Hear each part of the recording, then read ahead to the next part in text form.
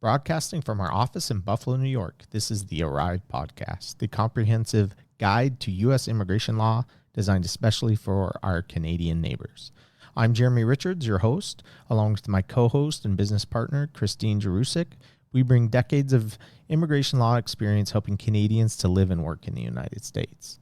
We're here to simplify the complexities of the U.S. immigration process, answer your questions, and provide insights that only experienced professionals can provide. In each episode, Christine and I will delve into legal concepts, share personal narratives, and bring you insightful conversations, all designed to educate, enlighten, and empower you as you navigate the U.S. immigration law landscape. Whether you're preparing to move to the United States for work, studies, love, or if you're just intrigued by U.S. immigration law, the Arrive Podcast is your resource for making the journey clearer, simpler, and more approachable. So we invite you to come on this journey with us. Listen to the Arrive Podcast. Follow us on your favorite podcast platforms and subscribe to the latest episodes as they are released. And if you find what we share helpful, don't keep it to yourself. Feel free to share it with others who might also benefit from the content. Our mission is to assist our friends from the North in successfully navigating their way to live and work in the United States. So sit back, tune in, and get ready to arrive. This is the Arrive Podcast, the U.S. immigration law podcast for Canadians. So today we are going to give an overview of the H1B visa and the upcoming lottery. We're coming up on H1B lottery season. It's that time of the year when individuals who have no other option but the H1B need to consider entering into the H1B visa lottery. So we're going to talk about the H1B visa, who should consider entering into the lottery, and what that process looks like for both the employee and the employer. First, what is the H1B visa lottery? So the H1B visa lottery, there are only 85,000 available H1B visas that are issued each year in the U.S. immigration system to work in the United States under the H1B visa. And if you are not Canadian, this could be your only option to get a visa to work in the United States. Also, if you are Canadian and you don't qualify under TN status, maybe your profession is not listed, or you don't have traditional education, or the certificates that are required in order to qualify under a TN profession, well, H1B could be your only option. Maybe you are a CEO of an organization. Maybe you work in sales and marketing. Maybe you have a profession that is simply not listed under the TN professions. Well, this is your opportunity to potentially get a visa to work in the United States in your profession. Or even if you've had a TN and your career is advanced where you're in line for a management level position and management level positions aren't on the TN list, that CEO, that executive level position Jeremy mentioned as an example, you could qualify for H1B and may make sense to transfer to enter in the lottery and to see if you can transfer your status over to H1B so you can take that managerial level position. Or maybe you're a management consultant and they want to hire you as an permanent role. Right. Yeah, we've done lots of those. That's another category. And it goes on for individuals that might fit in this, even as Canadians, and where you should consider entering into the H1B visa lottery. There's also one thought on this process too, because a TN, there's one of the major differences between a TN and an H1B is that an H1B visa is what's called a dual intent visa. That means you can enter the United States on an H1B visa with the intent to stay here temporarily or permanently. It doesn't matter. They'll still admit you. Whereas on a TN, you should maintain what is called single intent or non-immigrant intent when you're entering the United States. Your intent should only be to work in the U.S., and you should maintain the intent to return to your home country at the end of your TN status. Now, that does not prevent either a TN visa holder or an H1B visa holder from going from TN or H1B to green card. In fact, it's the exact same process to go from TN or H1B to green card. The major difference, however, is at the very end of this process, whether in most individuals, if they're in the United States already working in TN status or H1B status, they're going to do what is called adjustment of status. they're going to request that the government changes them from their TN or H1B to a green card through whatever process it is, whether it's family-based or employment-based immigration. If you're on an H1B visa and you enter and you request to adjust status, you can continue to travel during the process. They allow you to exit and re-enter the U.S. Not a problem, because it's a dual intent visa. So if you have a pending green card, it doesn't matter. They'll let you back in. Whereas if you are on a TN and you seek to adjust status, you cannot travel until you get authorization to travel. Well, you can, but you're not getting back into the U.S. to work. You can You go. can. Nobody's going to stop you. You're just foregoing the process that you filed for. Right. So Yeah, you just- abandon the process if you travel. Right. And they won't let you back in until you actually get the immigrant visa. So that's the biggest difference. And that's where there's a lot of confusion around the H-1B and TN and whether you can go to green card. Well, it's that travel component. You can still do it. You just there's more considerations with the TN. Similarly, if you're in TN status and it gets close to the end of the process, you're ready to adjust status, you want to make sure that you have enough time left on your TN to continue working for your employer So you don't fall out while of you're status. awaiting the employment authorization part of the process. So you don't want to fall out of status and have to stop working while you're waiting. Because you won't be able wanna to take that extend into it once you file consideration, for too. adjustment, right? Right. Whereas an H-1B, you can continue to extend it if you need to while you're waiting for adjustment. So Right. And major it's- difference. Yeah, major difference. But both processes are both just as doable as one as the other. You just have to take in a couple extra considerations with the TN. And another item to consider, and this can be a factor with individuals that decide that they don't want to use the TN path to green card and would prefer the H-1B path, is your country of birth. Oh, yeah. So a lot of Canadians are born in Canada, but there are just as many or more that were not born in Canada. And if you were not born in Canada and you're born in a country that has a significant wait time for a U.S. green card based on your category, maybe, and the most common one that we see from Canada is India. Indian and Chinese nationals. They're two most common out of India or out of Canada, who are third country nationals. They may be Canadian citizens now, but they were born in another country. And it may not seem fair that you are now a Canadian citizen and you have to be held to your country of birth, but that's how the U.S. immigration system works. It's based on country of birth. So if you are from a country with a very long wait time, some people aren't comfortable staying on TN status while they're juggling renewals and going through the process of getting a green card and possible dual intent, and they prefer just to have an H-1B that has the dual intent. Then they don't have to worry about dealing with dual intent issues. It is possible, like we already said, you can still continue to extend your TN until that becomes current, as long as you do it correctly. You having an approved I-130 or an approved I-140 doesn't establish immigrant intent in and of itself. You have to take the next step, which is adjustment of status, to actually declare an immigrant intent. However, for those reasons, some people opt for the H-1B. That just provides a level of comfort that they want in this immigration process. It relieves some stress, so they don't have to worry about immigrant intent during the process. And I think a lot of that is fueled by online and Google searches people are doing regarding H-1B to green card. And because that's the only option for most people around the world, there's a lot more content out there. 99% of the Right. people in the world. There's a lot more content out there about that process. But it does not mean you can't go from TN to green card just as easily. There's just not a lot of content out there about that. It is a process that's available to Canadians and Mexican nationals and should not be ignored.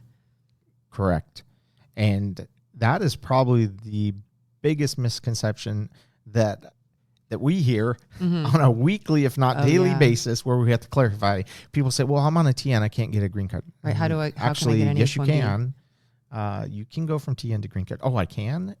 Everyone's telling me I can't. No, you can. So you just have to know how to do it. And if you look at practitioners such as ourselves that do immigration, you look at Canada, there's only 35, 40 million people in all of Canada, in the entire country, right? I think we have almost that many in New York State. So, and the United States has 360 million some odd people in it. Well, the world, if you go to certain countries, China, India, they have billions of people. So when you're looking at the immigration system, Canada is a drop, a tier in the bucket of immigration. So very small percentage of people. And then when you look at practitioners who actually specialize just with Canadians, well, that's even a smaller percentage of immigration attorneys. We're very few that have the level of expertise and understanding that we do with Canadians. So when it comes to immigration law, Canadians are a very small portion of the individuals that immigrate to the United States. And if you look at immigration attorneys in the practice of immigration law, a very small percentage of those immigration lawyers deal specifically with Canadians. So that's where a lot of this confusion comes from. Plenty of immigration lawyers will say, "Oh, dealing with a Canadian isn't any different than dealing with someone from another part of the world." But it is. There's options that are available to Canadians that aren't available to those other nationalities. So it always makes sense to speak to someone who's specifically experienced with your country of origin. Yeah. So if you're considering going the H1B visa in this context as a Canadian, then there are a lot of things that you need to consider and put into the equation to determine whether or not a lot of bad immigration lawyering done with respect to Canadians and H1Bs. A lot. And there's a lot of Canadians that just are misinformed and think they have to have a H1B visa, which isn't true. And the TN path, for the majority of people that we talk to that are Canadian professionals, the TN is the preferred path. It is the best path. But there are some situations where the H-1B makes most sense. Mm-hmm. So who is the ideal candidate for an H-1B? Who even qualifies for an H-1B visa? Let's discuss that. So we understand what the H-1B visa is. It's a specific category of visa that's available for individuals to work in the United States in specialty occupations. Right. Is I what don't it's think we called. can talk about H-1B without talking about specialty occupation. So what's a specialty occupation? It requires a bachelor's degree or higher in order to do that job. For entry into the profession. Right. So if you can get into the profession without having a bachelor's degree or higher, then it's not considered a specialty occupation, and therefore it wouldn't qualify for an H-1B visa. So, and I'm just going to use one off the top of my head that just popped in that we actually hear a lot. Let's say you are a barber. Typically, it doesn't require a bachelor's to become a barber, right? It's a trade. Or a real estate professional. There's another good one. It doesn't require a bachelor's degree for entry into those professions. Therefore, it's typically not going to qualify as an H-1B specialty occupation. Not saying that it could never. There are unique situations sometimes where it could, but in the majority of situations, it's not going to. So that's the number one criteria. The profession must qualify by being a specialty occupation.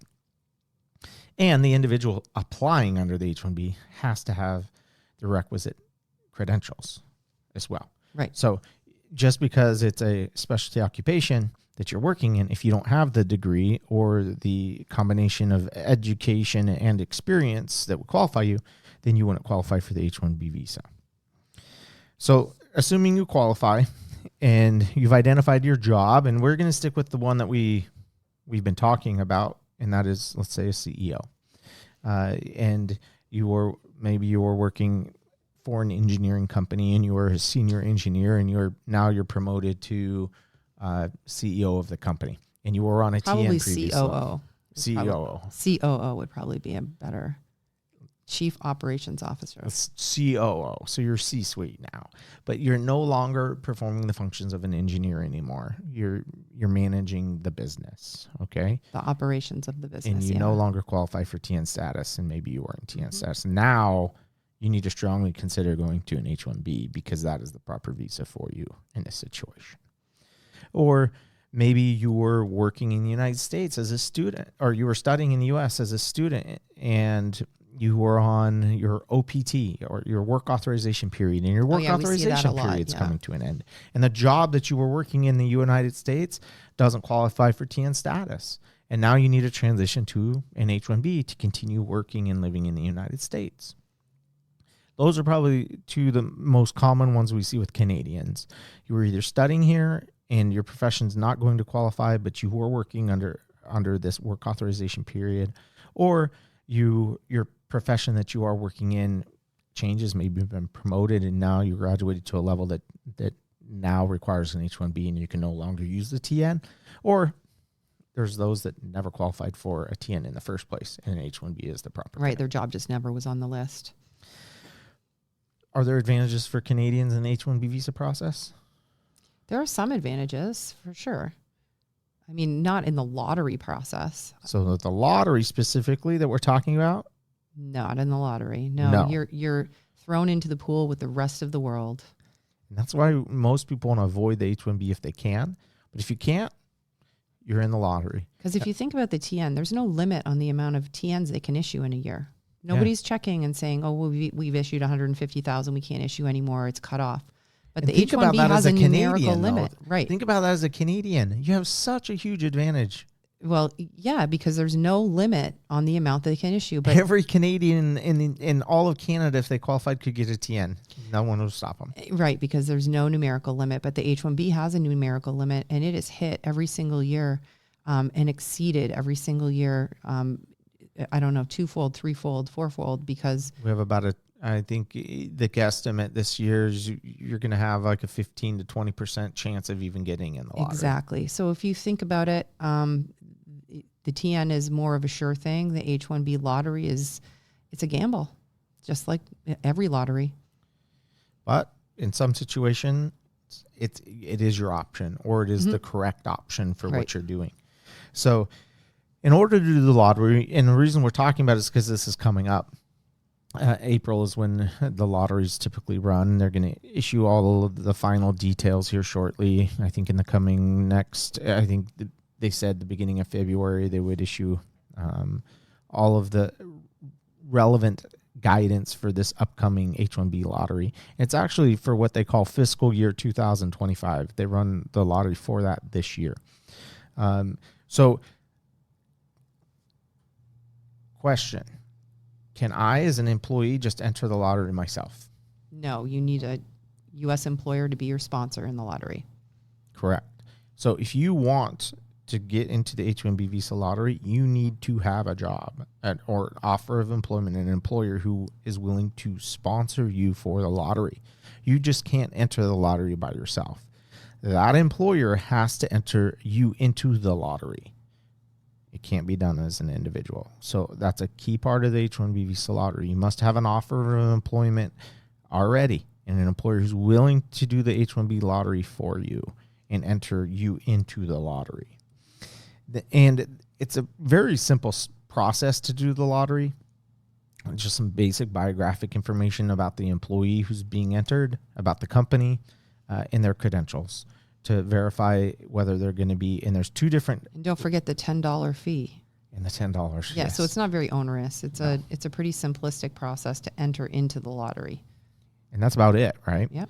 And then you meet that criteria, and they put your name in the lottery. And then this is an electronically generated lottery. And the middle of April, they let those that win the lottery know whether or not they've been selected.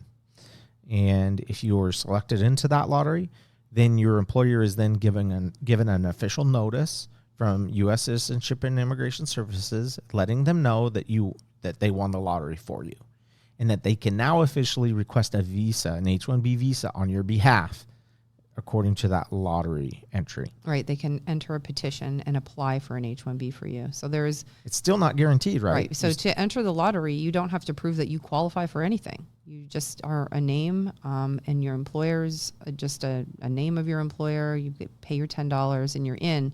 So there's a number of people that apply for the lottery that don't qualify for H-1B, and they'll file a petition, file an application, and get denied. Yep. That happens. So you want to make sure that you qualify before you enter the lottery. And then, especially before you file the petition with all the fees attached to it. Right. You're just going to get denied if you don't qualify. So just winning the lottery doesn't guarantee you're going to get the visa. No. So then the employer will file that petition on your behalf, and it will process with USCIS. And once you have an approval, there's still one more step to take. And what's the earliest you can start if you get in the lottery? Typically October 1st is the earliest you can start with the lottery. So it's for fiscal year 2025, which begins on October 1st of 2024. So even if you get in the lottery in April and you file the petition and it gets approved, the soonest you're able to start is October 1st. No sooner. So it's a long wait time. A lot of employers aren't willing to wait for that.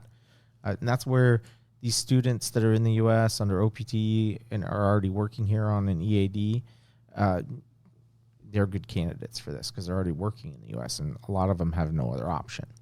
Right, and they already have an employer connection to Who's sponsor willing them. to sponsor them, Yeah. or those already in the U.S. and TN status, and their employer is promoting them to a different position that requires an H1B. They already have a relationship with the U.S. employer who's willing to do this process for them. Yes.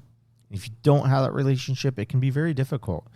And we see that a lot with individuals trying to work in the U.S. They try to People ask us all the time, how do I find an employer to sponsor me? How do I? And we're like, well, we can't do a job search for you, but here's a couple options. Indeed, Monster.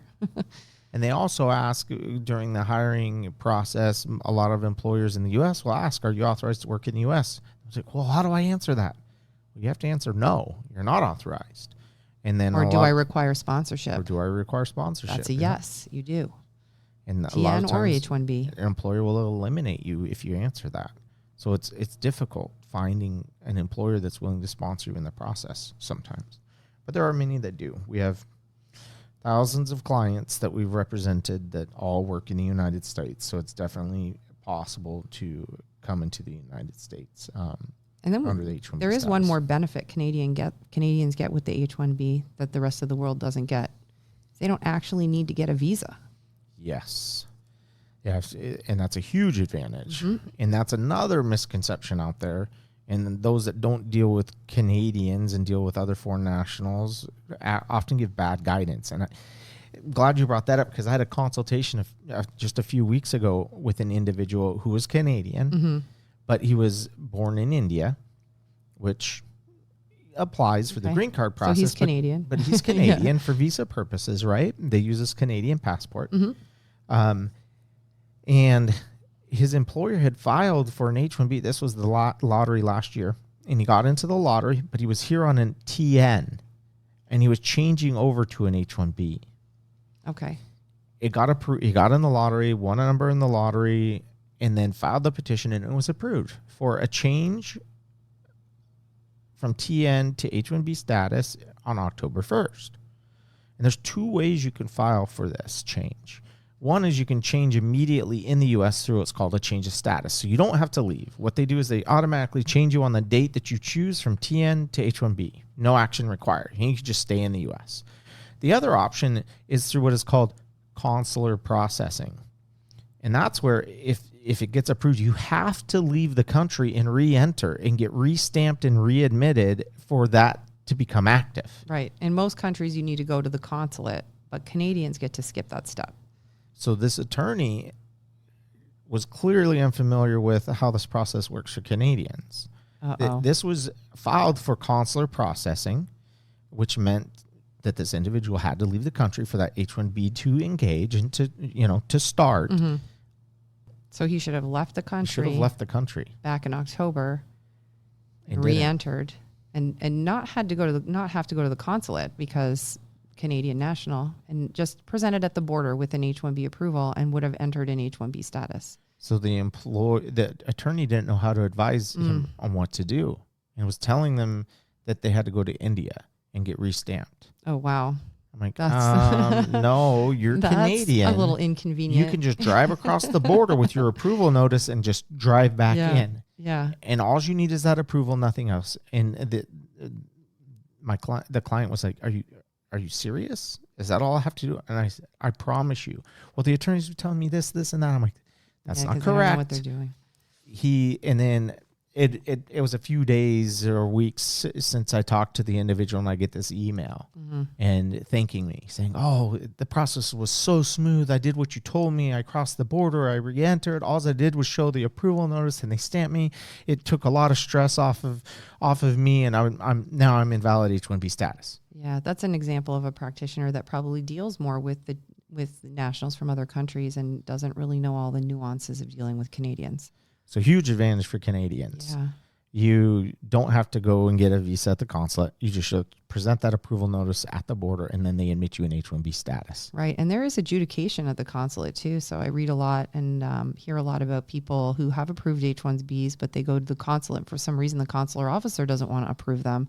And so there they sit in their home country with an approved H1B, a job in the United States, but they can't get here because the consulate refuses to approve them for one reason or another. Yep. So huge advantage for Canadians. Absolutely. Another advantage for Canadians, and this comes to the J1 visa. So those that are familiar with a J1 visa can have what is called a 2-year foreign residency requirement on it. And if you have a 2-year foreign residency requirement attached to your studies in the U.S. or work in the U.S. under a J1 visa, you cannot obtain an H1B visa until you get a waiver, or until you fulfill the 2-year foreign residency requirement. What does that mean? It means you have to return to your home country for 2 years before re-entering the United States, or get a waiver. They're very strict on that. They want to see to the day that you've been out of the country for at least 2 years. Well, we go back to Canadians. Canadians, again, do not require a visa to get an H1B. So that 2-year foreign residency requirement to get an H1B does not apply to Canadians, because they can simply exit and re-enter under TN status without the need to go to the consulate to get an actual H1B visa. You mean enter an H1B status? But yes. Yeah, exactly. You said TN. Oh, TN. I always have TN on the brain. Yep. And re-enter in TN status without the need. You said it again.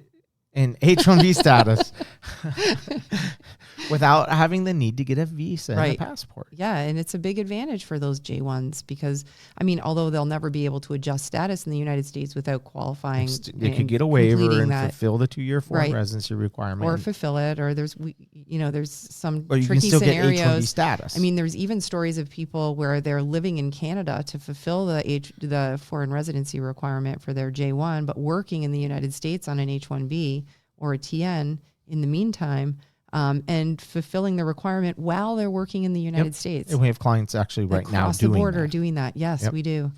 So, and that's another huge advantage for Canadians, is that 2-year foreign residency requirement, although it does apply when it comes to getting the green card and you have to fulfill it eventually or get a waiver. When you get your H1B, since you don't need a H1B visa, you just present yourself at the border and they'll stamp you and admit you in H1B status. So another huge advantage for Canadians. Right. So in the end, you have to find an employer who's willing to sponsor you through this process, enter you into the lottery, and support you from the beginning to the end of the process. And one of the most important parts of the process is determining whether or not your profession qualifies, whether or not your profession does require a 4-year degree for entry. And what else do you need as part of the process? Well, you need proof of your qualifications.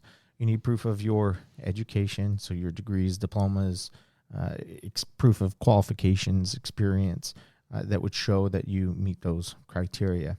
And another often overlooked part of this process is that if you're working in the United States in TN status, for example, there is no wage requirement. Although they do expect you to be paid a living wage, and what is a professional level wage. Professional level wage in the United States that's consistent with that profession. There is no check with the Department of Labor. However, H1B does have a check with the Department of Labor through what is called a prevailing wage determination and a labor condition application to verify that that foreign national is being paid an acceptable wage as per the Department of Labor for that position, for that profession in that area of intended employment. So it's very important to check and verify your job offer, because if your job offer is for a wage that is lower than that prevailing wage, then they're going to have to pay you more if they want to bring you in under H1B status. They can't just pay you whatever they determine to be fair or whatever you two agree upon.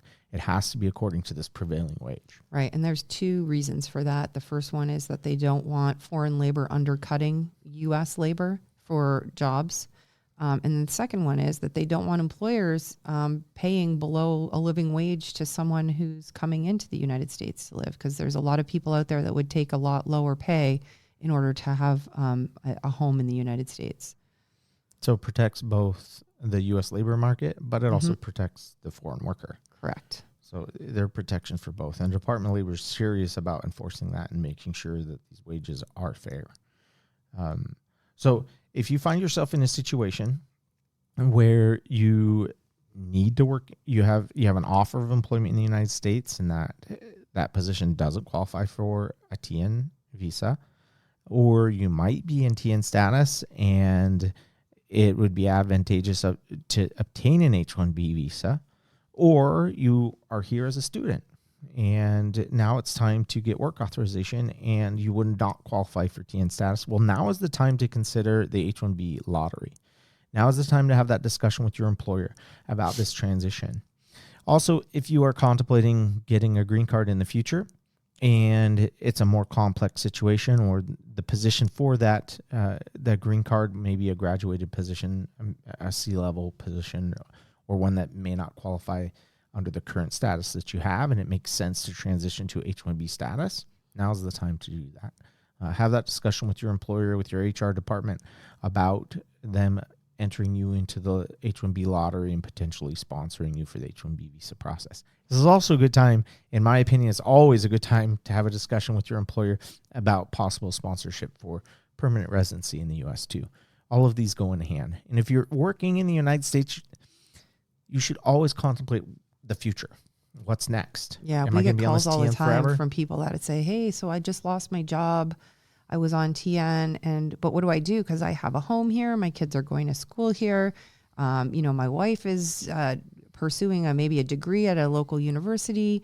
What do I do? And there isn't a lot of options sometimes if you don't have another job offer. So the move to the green card is key in order to give you that security to be able to build your life in the United States and that comfort. And if I'm a foreign worker coming to work in the United States, I'm having that discussion right away with my employer. Right. Sure, I'm going to come on a TN or an H1B, but I also want you to sponsor me for a green card within X amount of time of me working for you. Yeah. To give yourself and your family long-term security in the United States and a path to permanent residency. Yeah, make your intentions known so they're aware that that's what the plan is, and that make sure they're on board with that. And in our experience, a lot of employers are willing to do that. In fact, when they work with these employees and they find out they're such good workers, they want to keep them. And they'll do anything that is necessary to keep them here. And they're more than willing to support them in the green card process. So if you are contemplating the H1B visa lottery or have any additional questions about it, feel free to reach out to us directly. You can visit our website, rjimmigrationlaw.com, shoot us an email, or give us a call. We'd be glad to discuss your potential options for H1B visa, for TN status, for a green card, or whatever U.S. immigration questions might be. Thank you for tuning in, and have a great day.